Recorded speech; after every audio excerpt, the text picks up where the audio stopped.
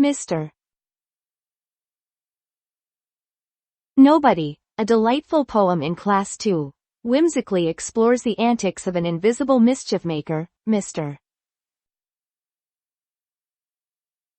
Nobody, who is blamed for all sorts of household mishaps.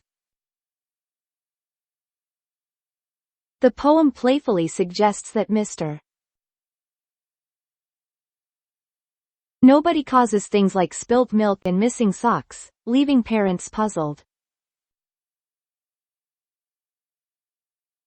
Children find humor in imagining Mr. Nobody's invisible escapades, adding a touch of mystery to everyday mishaps. The poem concludes with a light-hearted tone, reminding readers that while Mr. Nobody may seem mischievous, he brings a sense of fun and imagination to the household. For more engaging educational content and learning materials, subscribe to Bharat Self-Learning.